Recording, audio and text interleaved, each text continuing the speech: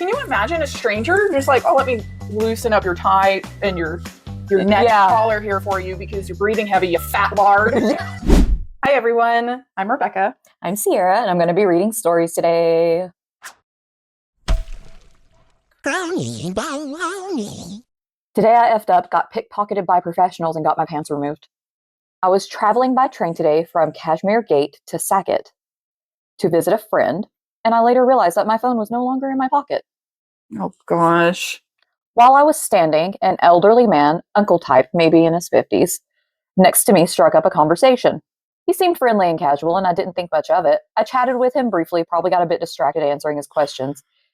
He looked at me, smiled, and started patting my belly lightly, saying, "Son, your belly has really come out. It's quite round. Looks like you eat well. You should follow a bit of a diet so your health will stay good. You should start taking care of yourself now."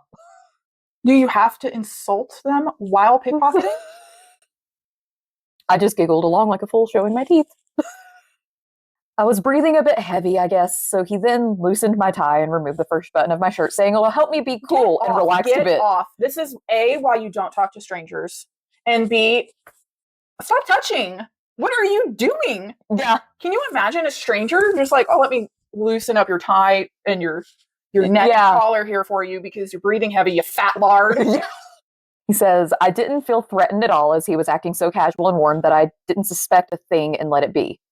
Is this normal wherever this person is? Are people just always this touchy-feely friendly? I guess so, maybe. I didn't feel threatened.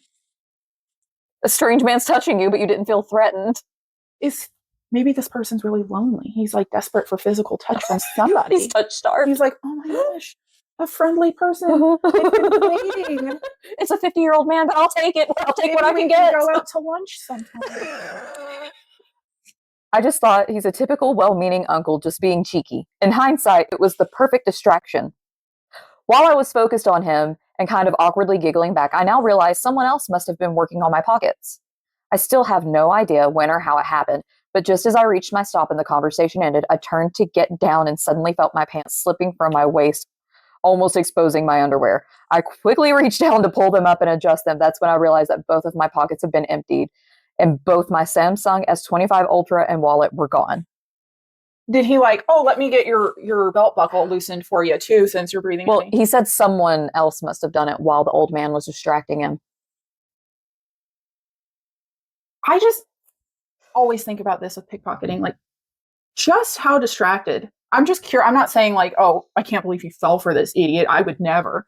Right. But can you be that distracted? Would I be that distracted by somebody on the train talking to me, touching me, that I wouldn't notice someone loosening my pants?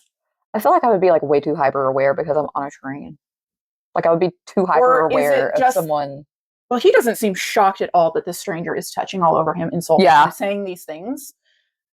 But maybe I would be so distracted by the touching of me from a stranger and the insult that I wouldn't notice my pants being loosened. But I just cannot see the pants getting loosened. Unless he doesn't have feeling from like the waist down. He says, "Everything happened so subtly and smoothly that I didn't feel a thing. No bump, no tickling, feeling nothing. This must have been the work of professional pickpockets who knew exactly how to work in groups and use distractions. That uncle talking to me was likely a part of the team. It wasn't until I got off that it all clicked." I did go file a complaint at the station in Saket, but is there any chance that I will be able to get my mobile and wallet back? I'm hoping I can. Not likely, buddy. Not likely. Maybe the wallet, but it'll be empty. Yeah. It is not likely that you're going to get that back after someone's pickpocketed you unless you can track the location of it. But even then, it's probably just going to be easier to lock all your cards and call it. I don't want to victim shame here. She says as she's about to.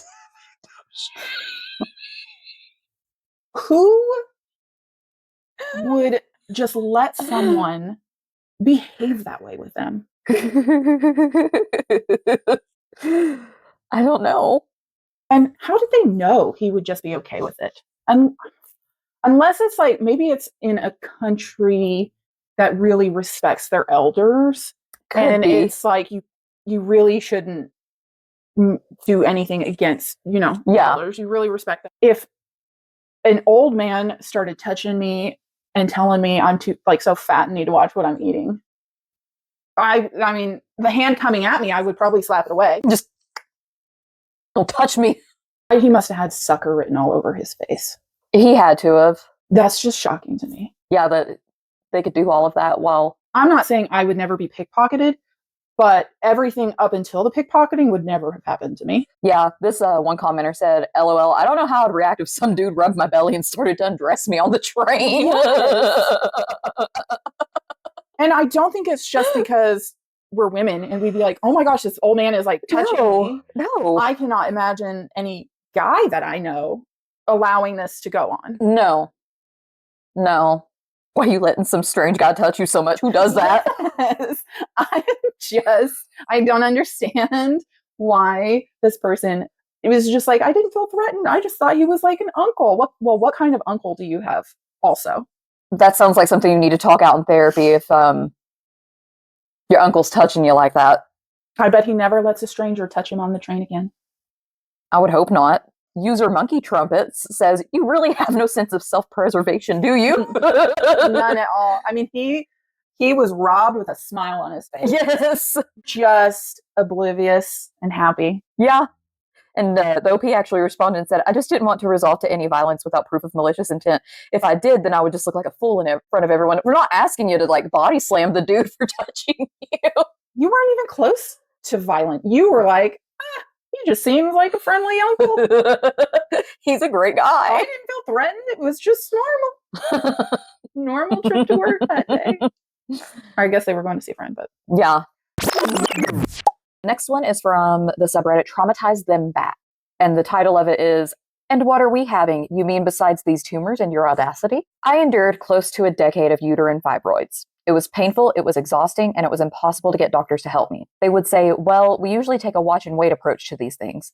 And I would ask, so your treatment protocol is to document their growth as you watch them drain me and wait to see if they finally kill me, am I right?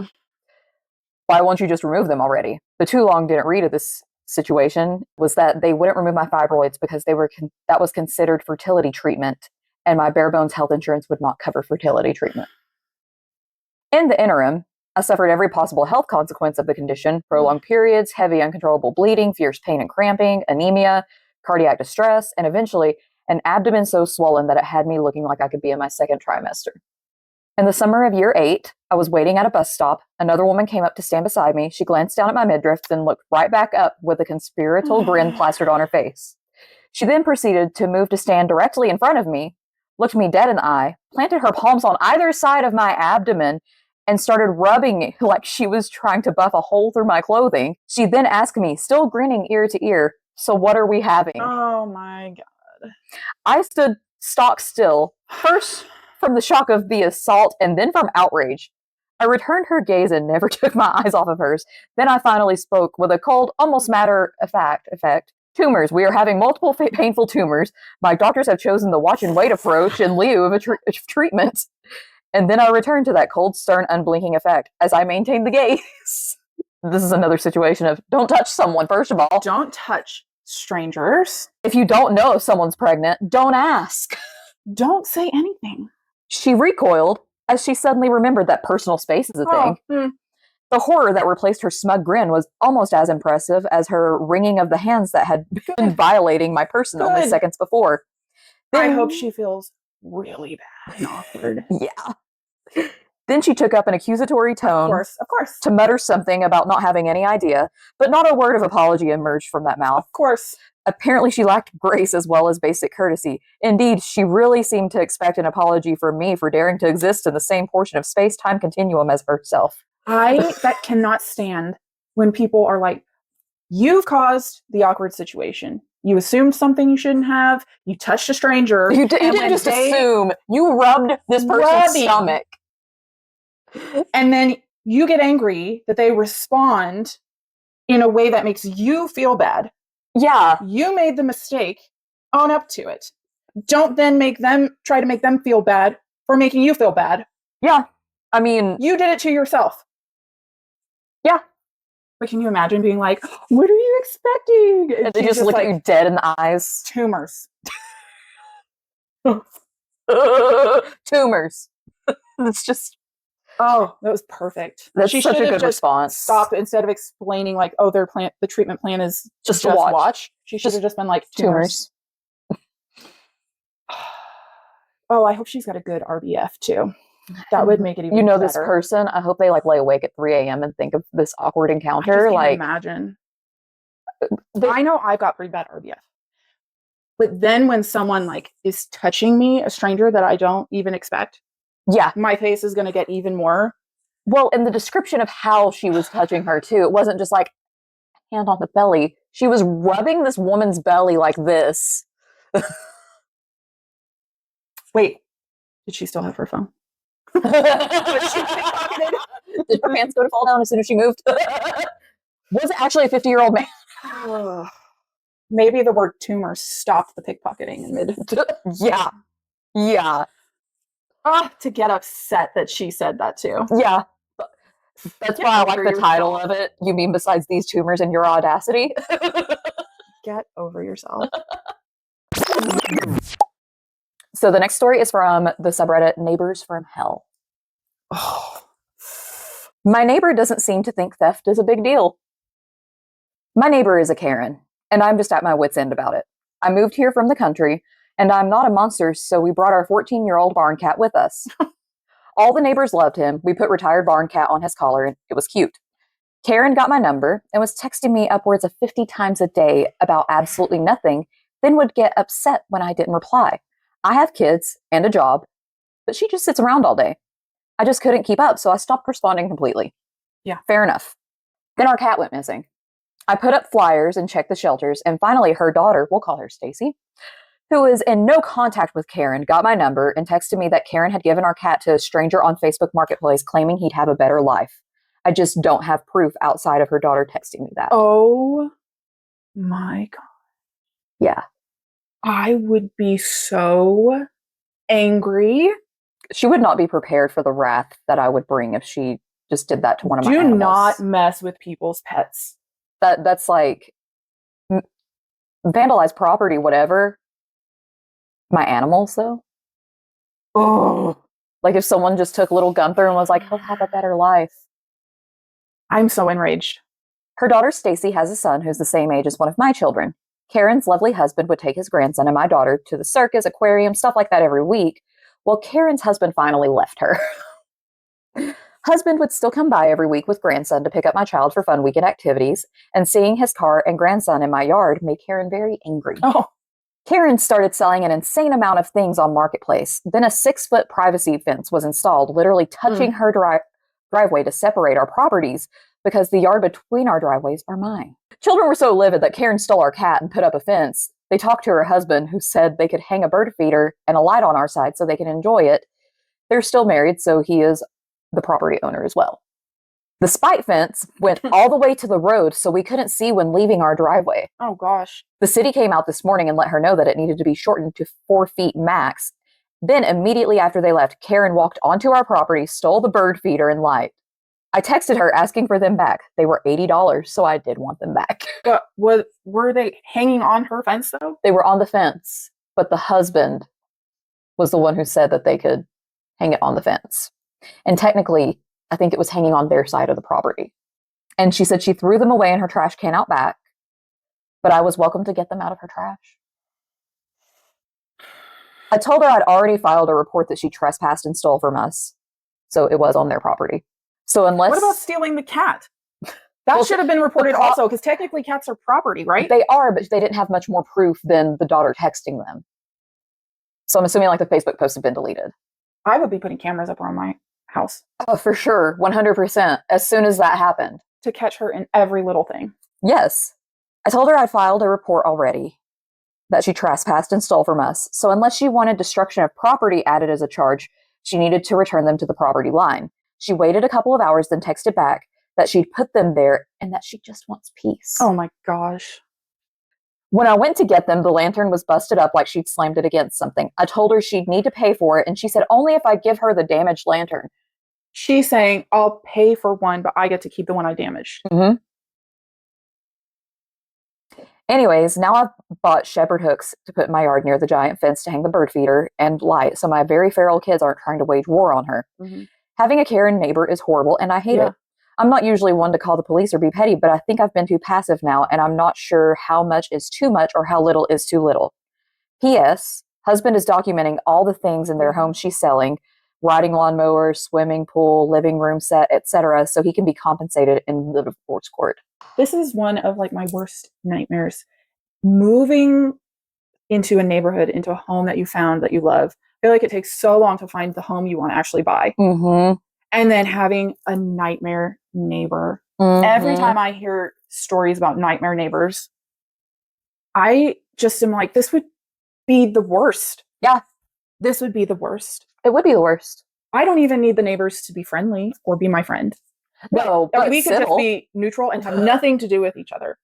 But being terrible, I don't feel like they've been too passive. I feel like they've been completely normal. Mm-hmm. And it's obvious that, I mean, she was kind of overboard with the texting beforehand, but it's obvious the divorce has like pushed her even crazier. And it's the fact that her husband and grandkids are still associating with the neighbor. Yeah. And I feel like some this jealousy might there. be more toward the husband than the actual neighbor. Even probably removing the bird feeder and the lantern was probably because the husband said it was okay. Yeah. You know, I'm not justifying anything that she's done. She's crazy. She stole and destroyed their stuff. And I think it's so classic for the person causing the problems to then be like, I just want peace. Yes, that's such a classic Karen move. I would try my best not to instigate anything else or have a big reaction to anything, because I feel like in cases that I've seen or heard like this, that it just causes them to get worse and worse and worse. Yeah, they're pushing. going to never back down. Yeah. And then you'll get into that phase of, well, I can't back down now. Yeah. I'm getting like pettier and pettier. And I feel like it will just get more and more stressful. Until something more devastating happens. Right. And I think that they kind of crave the reaction. Oh, when 100%. This way. So even though it's so hard to not stoop to their level and like be petty in return, I think it's best to try to be as calm and rational as possible. But it's so hard not to stoop to that level. It's so hard to not be petty. And you can think of so many ways to like get back at them. Oh. And you think, oh, it would make me feel so good. But then the other issue that arises, I feel like, is when the authorities get involved, you're also kind of crazy. Yeah. So they're like, we got a case of two crazy people. Yeah. Just, you know. Whew. There is a comment that gave an update about the cat. Oh. Because this user said, did you get your cat back? And the OP responded, I did not. He's registered. So if whoever takes him to the vet, he is flagged as stolen. Oh. But no one has come forward saying they have him. His picture is still up on missing pet sites and at shelters nearby. That's so sad. Yeah. I would just be devastated over something like that happening to my pet. Yeah. Even if it was just like my barn cat. Yeah, but even a barn cat, you've raised it, you've fed it, you've taken care of it. Just because it lives outside doesn't mean you've not interacted and interacted with it. And it seems like the neighbors enjoyed it too, except for Karen. Don't get rid of someone's pet. No. This one comes from Am I the Jerk? Am I the jerk for ending my engagement after my fiancé said she never got to have her hoe phase? I was with my ex for 7 years. We started dating in middle school and stayed together throughout high school and after. We were engaged and planning a wedding. I thought we were solid. Looking back now, I realize I missed a lot of red flags. She would yell at me to the point where her own parents could hear it from other rooms. Her mom actually warned me a couple of times that if she didn't change, I would leave. She slowly cut me off from friends and family over the years, and I didn't even notice until we split and people started apologizing for ghosting me. When we hit our early 20s, her attitude completely flipped. She went from sweet to just mean. She would threaten to break up, then apologize 5 minutes later. She would pull me aside at gatherings to call me an embarrassment. She complained constantly that things were boring in the bedroom. Then came the fight that ended it. Sounds like it should have ended a while ago. Yeah, well, he said he missed some red flags. I see that. We were arguing about something stupid, and she said she felt like we should have taken a break years ago because she never got to go through her hoe phase in high school. I just stood there. She threw her engagement ring at me, then apologized. Of course. I told her I needed time to cool off before work. While I was at work, she went to some guy's house I had never heard of and texted me about it, not even trying to hide it. What? After another argument where she called me an embarrassment again, I decided I was done. I went home while she was at work and moved all my stuff to my grandma's place. Her mom saw me while I was out and started crying when I told her I was leaving. She said she knew it was coming and that I had nothing to apologize for. Good for her. Sounds like mom knows that her daughter's like this. Yes. Later, she raised a monster. Yeah. Later that day, my ex called me sobbing. Then her dad got on the phone and told her to stop. Oh my gosh. How old are they at this point? So they started dating in middle school and they were together for 7 years. So it sounds like they're probably close to 20, maybe. I told her it was over and she just said, okay, I'm blocking you now. Bye. This is not over. This is not how she does things. No, she's gonna block him and then refriend him on everything and then block him and do it again because she's crazy. Because she's crazy. She's crazy. She swings back and forth. Oof. Since then, I've reconnected with friends who all told me they couldn't stand her. My life has been way more stable. I found out later she was posting videos of herself dancing at bars looking like she finally got her hoe phase. Part of me still wonders if I gave up too fast, but honestly, I think I stayed too long. Am I the jerk? No. In fact, the opposite. She never had a hoe phase, but she had a jerk phase. Yeah. Holy cow. What a terrible person. Yeah. Like, and if it was that way while they were in school, I feel like as a parent, I would have been like, this is it. Like, y'all can't. I know you think that you're in love and that's whatever, but no. Like, I would pull my own child out of that situation. I can't imagine being a parent and watching my child behave that way towards someone. Yeah. But I am glad that they realize that she's crazy and yeah, like they're on his side. Well, this person said, no one ever told me you're supposed to have a hoe phase in high school. Oh, well, I'm almost 60 and happily married. It's too late now. I mean, it's honestly not even about the hoe phase. No, it's the whole situation. And then for her to go to another man's house and text him about it. She's just spiteful and hateful. Yes, she's just mean. Yeah. She is just flat out mean. Am I the jerk for not warning the guy who keeps stealing my lunch that my food had something in it he can't eat? Someone at my job has been stealing my lunch out of the communal fridge for weeks. I'm not guessing. I know exactly who it is. This newer guy who started about 2 months ago. For some context, I follow a pretty strict diet for religious reasons. I can't just run out and grab food from wherever, so I bring homemade meals every single day. It's time-consuming, but it's necessary because my options are really limited otherwise. When my food disappears, I'm not eating lunch, period. There's nowhere nearby I can get something from that works for me on short notice. I think this guy figured that out. He follows similar dietary restrictions, and I think he clocked early on that. Whatever I bring is safe for him to eat. Oh my gosh. That is crazy. Audacity. I'm pretty visible about my background, so it wouldn't have been hard to connect the dots. Every time my lunch vanished, he'd be sitting at his desk eating something that looked suspiciously like what I packed that morning. I talked to him about it twice. Both times he completely denied it, acted confused, said he had no idea what I was talking about, so I dropped it and just kept bringing my food because what else am I supposed to do, stop eating? Last week, my partner made dinner and we had leftovers. The meal had an ingredient that's totally normal for me, but that this coworker has a serious restriction against for his own personal reasons. I packed the leftovers for lunch the next day, wrote my name on the container like I always do, didn't list the ingredients because nobody in our office does that. No, why would you on your own lunch? It's a communal fridge full of containers with names on them. That's it. Lunchtime comes, I open the fridge, my food is gone. Shocking. I walked to his desk, he's eating it. I told him straight up that the food he stole has a specific ingredient that I know he doesn't eat. He stopped chewing. Started yelling about how I did this on purpose. That I knew about his restriction and deliberately didn't warn him. That I basically booby-trapped my own lunch to catch him. He said I could have just confronted him again instead of letting him eat something he can't have. Confronted you again? After you've already done it twice. According to him, he's not doing it. Yeah.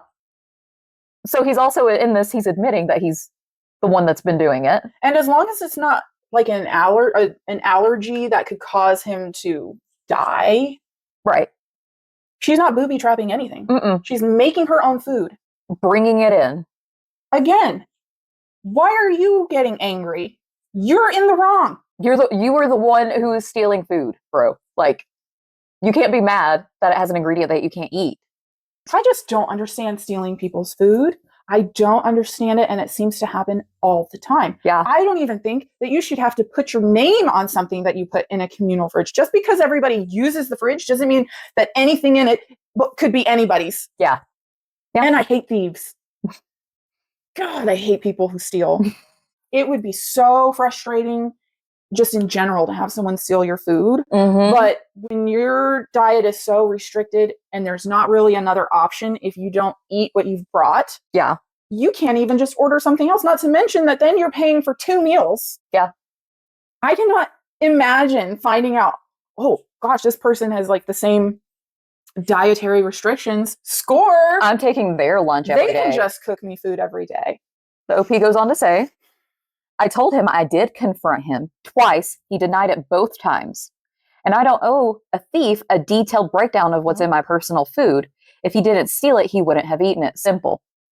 Went to HR. They reviewed everything, ruled completely in my favor, said stealing food is a policy violation, and that I had zero obligation to label ingredients on my own meal. Exactly. I didn't set anyone up. I brought my own leftovers for my own dinner. I didn't change what I eat to trap him. He made the choice to open a container with someone else's name on it and eat it. Every consequence that followed came from that choice, not mine. Am I the jerk? Nope. Nope. No. Nope, nope, nope, nope, nope, nope, nope. Cut and dry. That's it. Like, it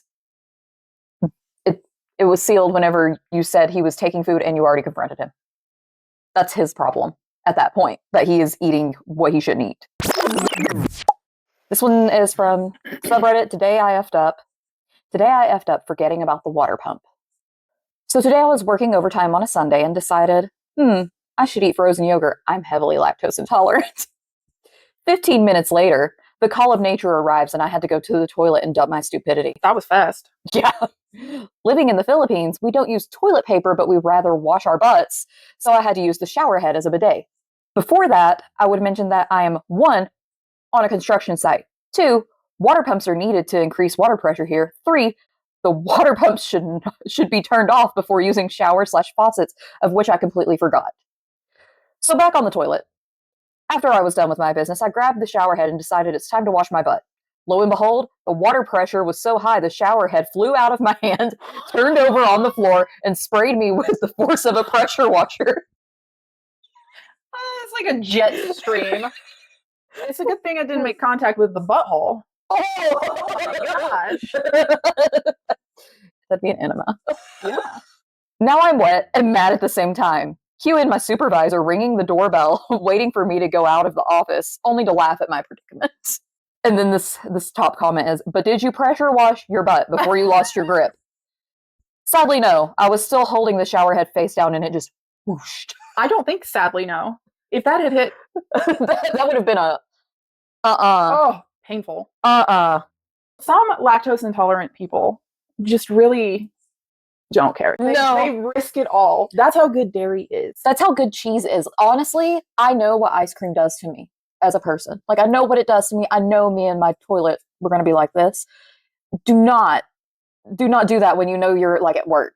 Yeah, I would think maybe you would just risk it at home. They did say they were dumping their stupidity, and I agree. Yeah. But to be fair, if I want ice cream bad enough, I'll tolerate it. I'll do it to myself, knowing what I'm doing. Yeah, I feel like if I was lactose intolerant, I'd be the same way. Yeah. This is just how good dairy is. Mm-hmm. So the last story is from Am I the Jerk? Am I the jerk for telling my neighbor her kid isn't allowed in my pool after she forgot him at my house? I'm going to say no. You're not. I'm just reading a bunch of things to make your blood pressure go sky high. Do we even need to read it? I'd say no. I'm 37 female.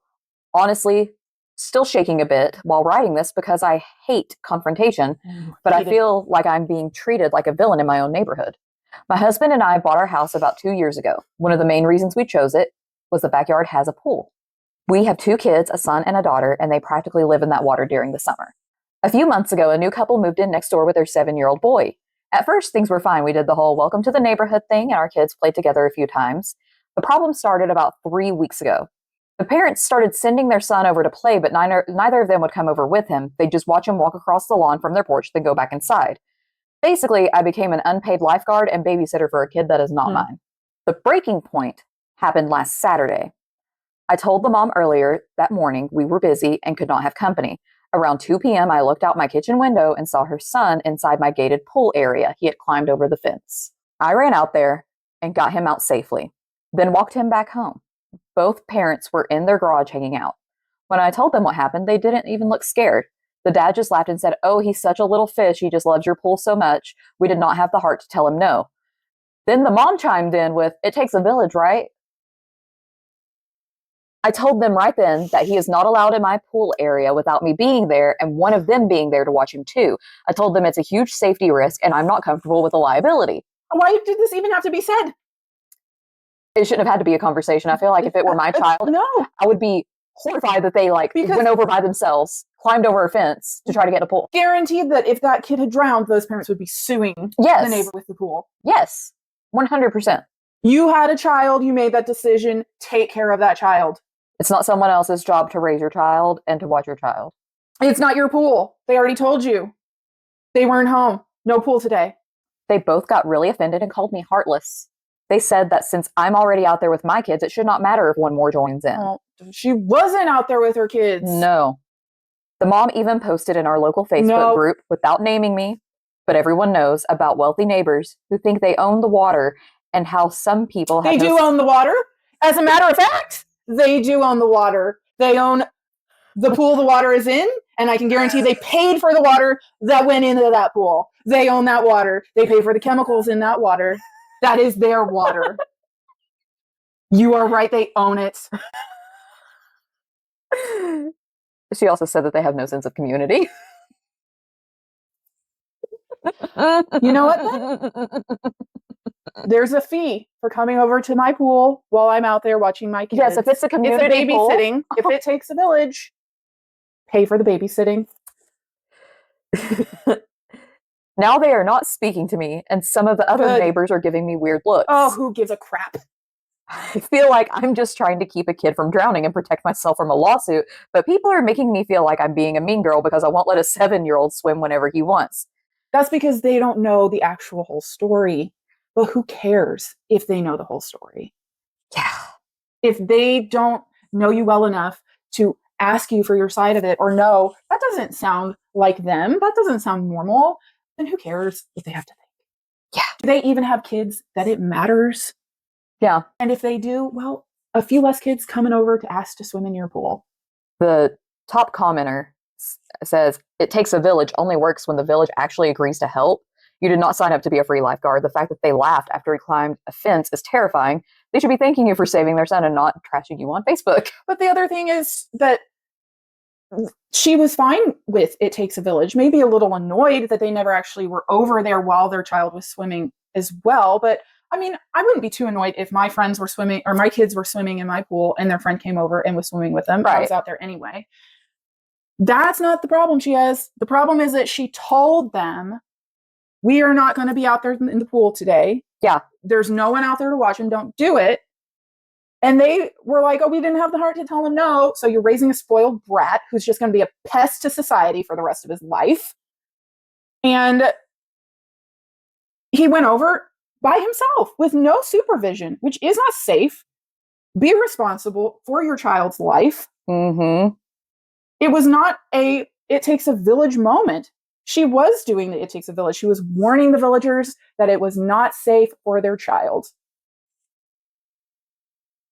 Try and keep the kid alive, bro. And I don't even think she said he can no longer come over and swim in the pool. No, she just said without adult supervision. Yeah, she said not without me there and one of you. She didn't say you're banned from the pool forever. Yeah, these parents are just so irresponsible and placing blame on everyone but themselves. There's like every story today has been people doing something stupid and then getting angry at the person who calls them out on it. I hate that. Well, what did we learn, Rebecca? Take responsibility for your actions. Don't let strangers touch you. Don't let strangers touch you. And if they do, you should respond like the tumor girl did. And not just smile. Don't steal. And leave people's pets alone. Yeah. But I think that's all from us. Rebecca's going to have to go to cool down. So Like, subscribe, share. Let us know if there are any stories we should read or subreddits that we should check out. And then also comment. Yeah. Tell us how you feel. How would you feel if someone started rubbing your belly or undressing you on the train? Or if they got rid of your cat. Let us know. But until next time, bye. Bye.